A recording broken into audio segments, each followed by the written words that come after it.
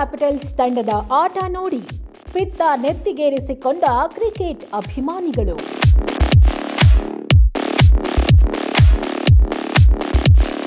IPL 2026ರ ಭಾಗವಾಗಿ royal Challengers Bengaluru RCB ವಿರುದ್ಧದ ಪಂದ್ಯದಲ್ಲಿ ಡೆಲ್ಲಿ ಕ್ಯಾಪಿಟಲ್ಸ್ ತಂಡ ಹೀನಾಯ ಸೋಲು ಅನುಭವಿಸಿದೆ.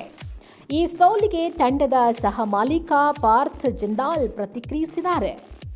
ಏಪ್ರಿಲ್ 27ರ ಸೋಮವಾರ ದೆಹಲಿಯ ಅರುಣ್ ಜೇಟ್ಲಿ ಸ್ಟೇಡಿಯಂನಲ್ಲಿ ರಾಯಲ್ ಚಾಲೆಂಜರ್ಸ್ ಬೆಂಗಳೂರು ವಿರುದ್ಧದ ಪಂದ್ಯದಲ್ಲಿ ಡೆಲ್ಲಿ ಕ್ಯಾಪಿಟಲ್ಸ್ ತಂಡ ಹೀನಾಯ ಸೋಲನ್ನು ಅನುಭವಿಸಿದೆ.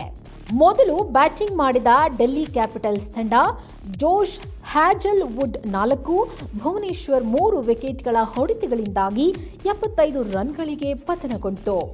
ನಂತರ ಆರ್ಸಿಬಿ 6.3 ಓವರ್ಗಳಲ್ಲಿ 1 ವಿಕೆಟ್ ಅನ್ನು ಕಳೆದುಕೊಂಡು ಅದ್ಭುತ ಜಯ ಸಾಧಿಸಿದೆ. ಡೆಲ್ಲಿ ಕ್ಯಾಪಿಟಲ್ಸ್ಗೆ ಇದು ಸತತ 2ನೇ ಸೋಲು. ತಂಡದ ಸೋಲಿನ ಬಗ್ಗೆ ಸಹ ಮಾಲೀಕ ಪಾರ್ಥ್ ಜಿಂದಾಲ್ ಪ್ರತಿಕ್ರಿಯಿಸಿದ್ದು, ಆಟಗಾರರಿಗೆ ಸ್ಫೂರ್ತಿ ನೀಡೋಕೆ ಎಕ್ಸ್ನಲ್ಲಿ ಅವರು ಮಾಡಿದ ಪೋಸ್ಟ್ ನೆಟ್ನಲ್ಲಿ ಸಿಕ್ಕಾಪಟ್ಟೆ ವೈರಲ್ ಆಗ್ತಿದೆ.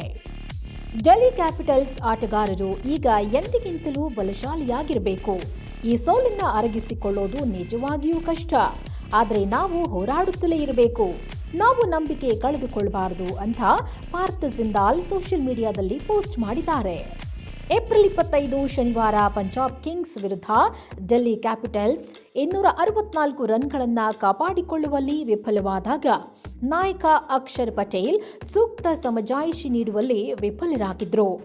ಇದಾದ 48 ಗಂಟೆಗಳ ಅಂತರದಲ್ಲಿ ರಾಯಲ್ ಚಾಲೆಂಜರ್ಸ್ ಬೆಂಗಳೂರು ವಿರುದ್ಧ ಡೆಲ್ಲಿ ಕ್ಯಾಪಿಟಲ್ಸ್ ಹೀನಾಯ ಸೋಲು ಅನುಭವಿಸಿದ ನಂತರ ಡೆಲ್ಲಿ ನಾಯಕ ಅಕ್ಷರ್ ಪಟೇಲ್ ಅಚ್ಚರಿಯ ಹೇಳಿಕೆ ನೀಡಿದ್ದಾರೆ.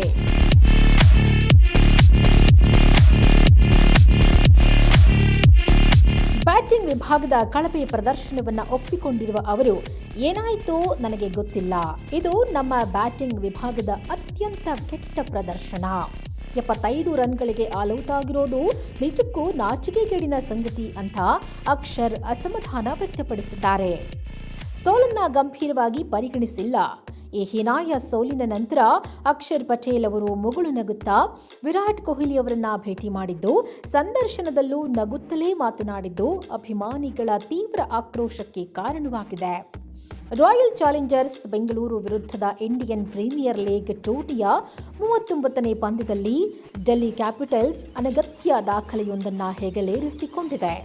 10 ರನ್ಗಳ ಒಳಗೆ 6 ವಿಕೆಟ್ ಕಳೆದುಕೊಂಡು ಮೊದಲ ತಂಡ ಎಂಬ ಅನಗತ್ಯ ದಾಖಲೆಯನ್ನ ಡಿಸಿ ಹೆಗಲೇರಿಸಿಕೊಂಡಿದೆ.